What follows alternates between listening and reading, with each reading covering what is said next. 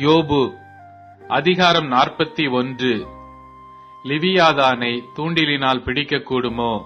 அதன் நாக்கை நீ விடுகிற கயிற்றினாலே பிடிக்கக்கூடுமோ?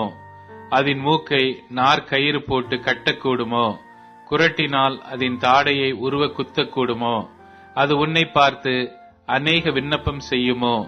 உன்னை நோக்கி இச்சக வார்த்தைகளை சொல்லுமோ? அது உன்னோட உடன்படிக்கை பண்ணுமோ? அதை சதா காலமும் அடிமை கொள்வாயோ? ஒரு குருவியோட விளையாடுகிறது போல் நீ அதனோட விளையாடி அதை நீ உன் பெண் மக்களண்டையிலே கட்டி வைப்பாயோ? கூட்டாளிகள் அதை பிடிக்க பிரயத்தனப்பட்டு அதை வியாபாரிகளுக்கு பங்கிடுவார்களோ? நீ அதன் தோலை அநேக அம்புகளினாலும் அதன் தலையை எரி வல்லையங்களினாலும் எரிவாயோ? அதன் மேல் உன் கையை போடு, யுத்தத்தை நினைத்துக்கொள், இனி அப்படி செய்ய துணிய மாட்டாய்.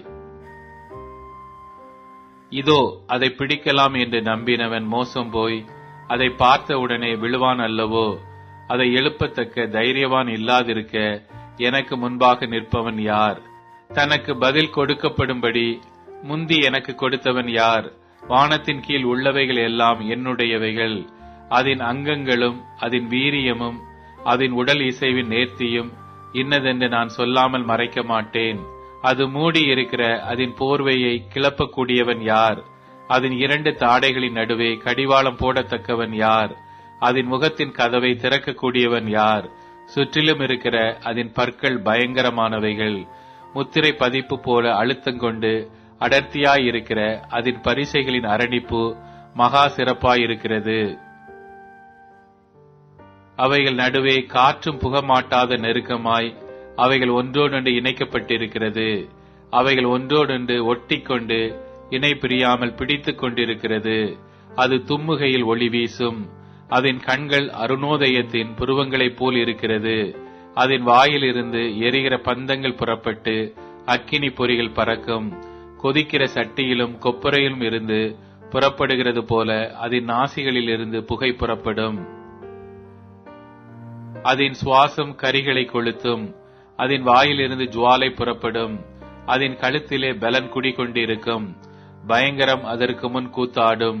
அதன் உடற்கூறுகள் அசையாத கெட்டியாய் ஒன்றோடொன்று ஒட்டி கொண்டிருக்கும்.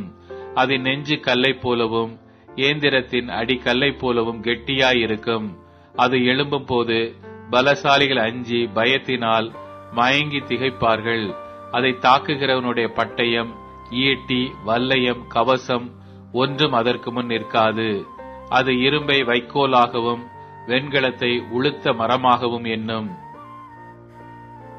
அம்பு அதை துரத்தாது. கவன் கற்கள் அதற்கு துரும்பாகும். அது பெருந்தடிகளை தாளடிகளாக எண்ணி ஈட்டியின் அசைவை இகழும்.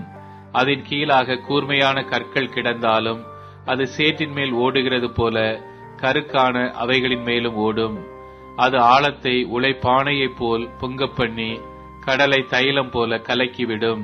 அது தனக்கு பின்னாக பாதையை துலங்க பண்ணும். ஆழமானது வெளுப்பான நரையைப் போல் விளங்கும். பூமியின் மேல் அதற்கு ஒப்பானது ஒன்றுமில்லை. அது நிர்பயமாயிருக்க உண்டு பண்ணப்பட்டது. அது மேட்டிமையானதை எல்லாம் அற்பமாய் எண்ணுகிறது. அது அகங்காரமுள்ள ஜீவன்களுக்கெல்லாம் ராஜாவாய் இருக்கிறது என்றார்.